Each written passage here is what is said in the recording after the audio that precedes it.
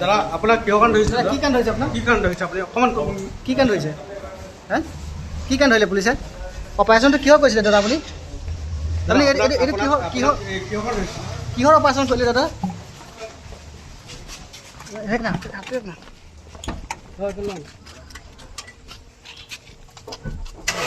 যেতিয়া ৰেফাৰ কৰিলে যোৰহাটত নহ'ব বুলি মেকিং কৰি ডক্টৰে কথা এজন ভাস্কৰজ্যোতি হাজৰিকাই বাৰে বাৰে ডক্টৰৰ লগত কথা পাতি মেলি যোৰহাটৰ ডক্টৰে কেছটো ইয়াত নহ'ব বুলি ক'লে। নোহোৱাৰ কাৰণে ইমিডিয়েট ছোৱালী হাততে হেৰাব বুলি ক'লে ইমান ইমাৰ্জেঞ্চি ছোৱালী আকৌ গুৱাহাটীলৈ লৈ গৈছে। আমি লৈ গৈছোঁ। তাৰপিছত ভাস্কৰজ্যোতি হাজৰিকাই ইয়াৰ পৰা মাকক ফোন কৰি কথা জনাইছে, আপোনালোকে ছোৱালী মোক একো নজনাকৈ আপুনি কেলৈ লৈ গ'লে? এইটো ধমকি দিছে মোক নজনাকৈ আপোনালোকে ছোৱালী কেলৈ লৈ? কিয় জনাবলৈ কিবা কাম আছে নেকি? আমি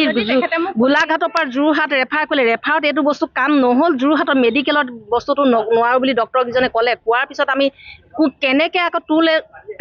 তেখেতক আমি জনাইছোঁ ছোৱালীজনী যদি ৰাস্তাতে হেৰায়, বাটতে হেৰায়, ট্ৰিটমেণ্টটো পাবলৈ আমি গুৱাহাটীলৈ গৈ আছোঁ। মাকক বাৰে বাৰে ধমকিছে, আপোনালোকে বাধা দিছে। ইমানখিনি আমি ডক্টৰক আমি ভগৱান বুলি মানুহ। ভগৱানে এইটো আৰু যিটো অপাৰেশ্যন কৰিলে গোটেই কাপোৰ কটাতে চিলাইছে, তাতো ডক্টৰে কৈছে, যোৰহাটৰ গুৱাহাটী ডক্টৰে কৈছে। জুস্মিতা বৰা, ঘৰ কচুপথাৰ। ভাস্কৰজ্যোতি হাজৰিকাই যিটো ডক্টৰৰ টীম লৈ অপাৰেশ্যন কৰিবলৈ সোমাইছিলে অ' টি ৰুমত, সেইটো বিভাগৰ ডক্টৰ লাগে বুলি তেখেতে নাজানে নেকি? কাৰণ গেষ্ট্ৰৰ ডক্টৰ লাগিব, এক্সপাৰ্ট ডক্টৰ লাগিব। পেংকিয়াছ বস্তুটো এটা হৈছে বেলেগ অপাৰেশ্যন। সাধাৰণ গ'ল্ড ব্লাডাৰ, এপেণ্ডিক্স এইবোৰ অপাৰেশ্যন তেখেতে কৰি থাকে। এই ভণ্টিৰ ক্ষেত্ৰত এইটো অপাৰেশ্যন ক্ৰিটিকেলি জেগাত এটা ছাকচেছফুল, ডক্টৰজন ছাকচেছ নহ'ল। এইটো প্ৰথম অপাৰেশ্যন কৰিছে আৰু যিহেতু অ' টি ৰুমত ইমানখিনি যাৱতীয় ব্যৱস্থা নাছিলে। মোৰ ভণ্টি শ্ৰীমতী জুস্মিতা বৰা, তেখেতৰ অলপ দিনৰ আগৰ পৰা আপোনাৰ পেটৰ বিষত ভুগি আছিলে। আমি গুৱাহাটীৰ GMCHত তাইৰ ট্ৰিটমেণ্ট কৰি আছিলোঁ আৰু ট্ৰিটমেণ্ট কৰাৰ পাছত তেখেতক ডক্টৰে জানিবলৈ দিয়ে যে অপাৰেশ্যন কৰিব লাগিব আৰু তাইৰ পেংকেয়াৰ্ছত মানে ষ্ট'ন জমা হৈছিলে, যিটো অস্ত্ৰোপচাৰ কৰিলে তাই ভাল পাব বুলি ক'লে। আৰু তাইৰ ৰিপৰ্টবোৰ পোৱাৰ পিছত আমি গম পালোঁ যে ডক্টৰে আমাক জানিবলৈ দিয়ে তাই বহুত দুৰ্বল হৈ আছে, তেজ নাই, হিমোগ্ল'বিন নাই, BP কম, এনেকৈ বুলি জানিবলৈ দিয়ে। আৰু আপোনালোক ঘৰলৈ যাওক, ঘৰলৈ গৈ পেলাই 1 মাহ বা 1 সপ্তাহৰ পাছত আকৌ আপোনালোক আহক মোৰ ওচৰত, আমি তেতিয়াহে অপাৰেশ্যনটো কৰিব পাৰিম, যিহেতু তাই বহুত দুৰ্বল হৈ আছে, এনেকৈ বুলি ক'লে। তাৰ পাছত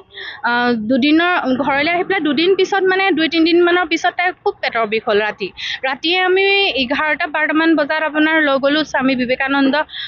NRL হস্পিটেললৈ। তাত কোনোবা এজন ডক্টৰে ক'লে যে তেখেতৰ মাকক ক'লে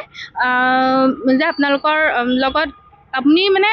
ভাস্কৰ হাজৰিকা নামৰ এজন ডক্টৰ আছে, তেখেতৰ লগত কণ্টেক্ট কৰক আৰু তেখেতক সুধিবচোন, তেখেতে কিজান এই বস্তুটো মানে ভাল কৰিব পাৰিব, তেখেতে এনেকুৱা কাম কৰি থাকে বা অস্ত্ৰোপচাৰ কৰে, তেওঁ ভাল ডক্টৰ, এনেকৈ বুলি ক'লে। আৰু সেই ৰাতিটো থাকি যাতে আমি পিছদিনা পুৱা 10 বজাত গৈ পেলাই তেওঁৰ চেম্বাৰ আছে আপোনাৰ তেলগৰম তিনিআলিত আমি ভণ্টিক লৈ গ'লোঁ পুৱা 10 বজাত। তেখেতে গোটেই গুৱাহাটীৰ ৰিপৰ্টখিনি চাই পেলাই ক'লে এইটো মেজৰ কেছ হ'লেও মই মানে অপাৰেশ্যনটো কৰিব পাৰিম আৰু মই এইবিলাক কৰিয়ে থাকোঁ, চিন্তাৰ কোনো কাৰণ নাই। মোৰ ভণ্টিহঁতৰ লগত মানে মোৰ বেলেগ এজনী ভণ্টি গৈছিলে। তেখেতে তেতিয়া ছাৰক প্ৰশ্ন কৰিছে, হাজৰিকা ছাৰক, যে ছাৰ গুৱাহাটীততো এইটো অপাৰেশ্যন নকৰোঁ বুলি ইতিমধ্যে পঠাই দিছে, আপুনিনো ইমান দুৰ্বল ছোৱালীজনী কেনেকৈ কৰিব পাৰিব? তাততো মানে অপাৰেশ্যন নকৰোঁ বুলি ইতিমধ্যে পঠাইছে আমাক। তেতিয়া ছাৰে ক'লে যে তাত লোড বেছি, ৰোগীৰ সংখ্যা বেছি, তাত মানে এনেকৈ তেওঁলোকে এটা ডেট দিয়ে, তাৰপিছত মাতে, এইবিলাক চলিয়ে থাকে, আপোনালোকে একো টেনশ্যন নল'ব। মোৰ মামীক কৈছে যে মই ইমান ৰিস্ক ল'ব পাৰিছোঁ যেতিয়া মই এইটো কৰি দিম আৰু মই এইবিলাক কৰিয়ে থাকোঁ। আমি পিছত গম পাইছোঁ যে এই বস্তুটো ইয়াত মানে অপাৰেশ্যনেই নাই, অপাৰেশ্যন নকৰে, এনেকুৱা মানে পেংকাৰ্ছৰ মানে অপাৰেশ্যন অসমত নকৰে, যি নেকি হায়দৰাবাদ, বেংগলোৰ তাতহে হয়। তাৰপিছতে আমি SGM নাৰ্ছিং হোমত কৰালোঁ। তেখেতে হয় তাত ট্ৰিটমেণ্ট কৰিবলৈ মানে আমাক অপাৰেশ্যন কৰিবলৈ ডক্টৰ হাজৰিকাই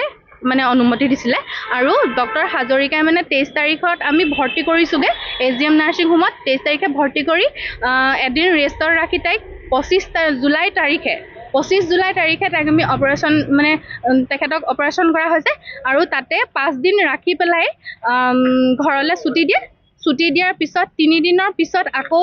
ৰুটিন চেকআপৰ কাৰণে তাইক মাতে আৰু যেতিয়া তাই মানে ঘৰলৈ ছুটি লৈ যায় তেতিয়াই তাই ক'লা ক'লা পায়খানা কৰিছিলে ঘৰত আৰু অলপ অলপ বিষটোতো থাকে আৰু চিলাই হৈছে যেতিয়া তাইতো বিষ হ'বই বিহু হৈছিলে বুলি তাই আমাক জানিবলৈ দিয়ে তাৰ পিছতে ৰুটিন চেকআপৰ পিছত তাই 3 দিন থাকি পেলাই ৰুটিন চেকআপলৈকে ঠিকে থাকিলে তাৰ 3 দিনৰ পিছত ৰাতি হঠাতে বিষ হ'ল গোটেই ৰাতি আমি তাক ৰখি আছোঁ ঘৰত তাৰপিছতে ডক্টৰলৈ ফোন কৰিছে মামীয়ে যে পেচেণ্টৰ এনেকুৱা এটা কণ্ডিশ্যন ছাৰ আমি কি কৰোঁ ছাৰে তেখেতৰ লগত কি পাতিলে মই বিশেষ নাজানো কিন্তু মই ভণ্টিৰ ওচৰত যেতিয়া মানে সুধিছোঁগৈ 6টামান বজাৰ ৰাতিপুৱা যে ভণ্টি তই ভাল পাইছনে মই ভাল পাইছোঁ তুমি চিন্তা কৰিব নালাগে তুমি যোৱা মোক তেনেকৈ কৈ পঠাই দিলে আৰু মই 11-12টামান বজাত মোলৈ এটা ফোন কল আহিছে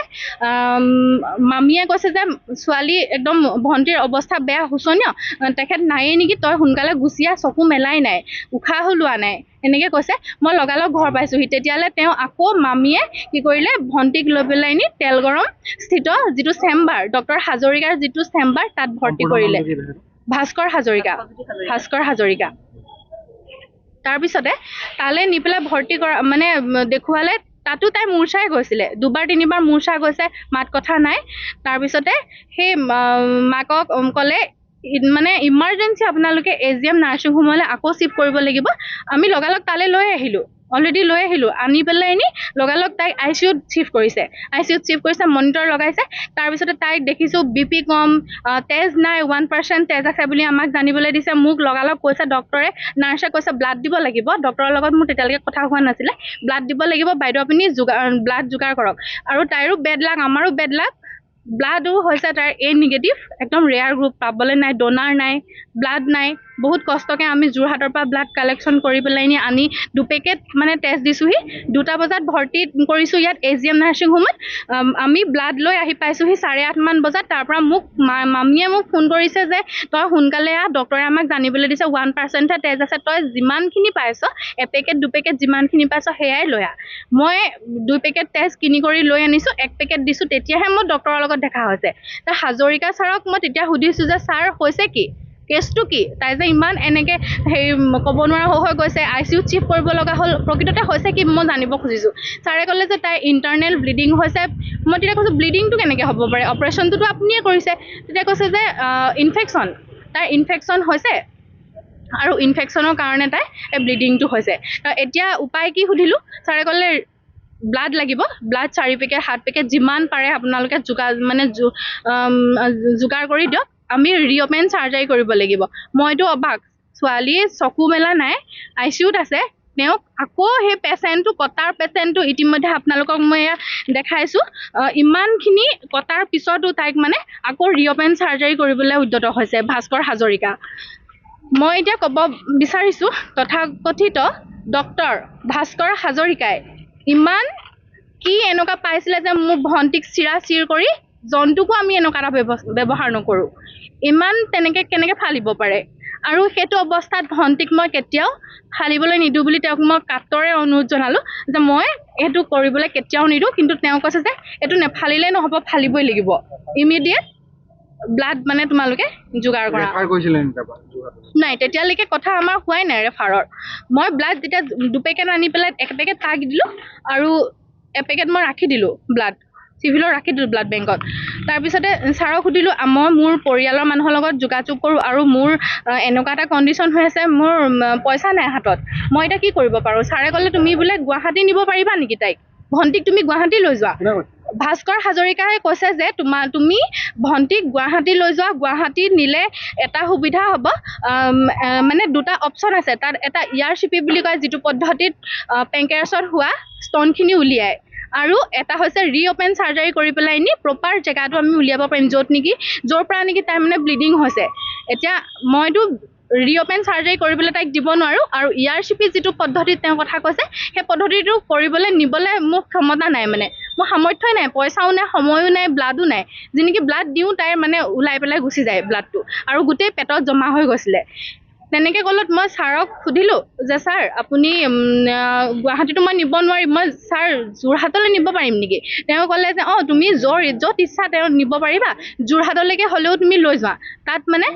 তোমালোকে অন্ততঃ ব্লাডটো পাবা মানে মই ক'লোঁ যে ব্লাডটো মোৰ ইমান দিগদাৰ হৈছে ব্লাডটো মই ওচৰত পাম আৰু তাইক মানে গুৱাহাটী ৰেফাৰ কৰা কথাটো তেতিয়ালৈকে অহাই নাই মই ছাৰক ক'লোঁ যে পইচাৰ প্ৰব্লেমৰ কাৰণে আমি ৰিস্কটো এনেকৈ ল'ব নোৱাৰোঁ এতিয়া আপুনিয়ে গোটেই ৰিস্কটো ল'ব লাগিব যিহেতু আপুনি অপাৰেশ্যনৰ ৰিস্কটো ল'লে আৰু এই পাছৰখিনি ৰিস্ক আপুনি কেলৈ লোৱা নাই যোৰহাটলৈ কেতিয়া নিয়া হৈছে যোৰহাটলৈ আমি সঠিকে তাৰিখটো নাই তাৰ পিছদিনাখনে ভৰ্তি কৰা পিছদিনাখনে 10:25 মানত আমি ওলাই গৈছোঁ যি ছেকেণ্ডবাৰ যেতিয়া কৈছিলে তেওঁ অপেন হাৰ্ট চাৰ্জাৰী কৰিম বুলি কৈছে সেইটো ইয়াত কৰিছিলে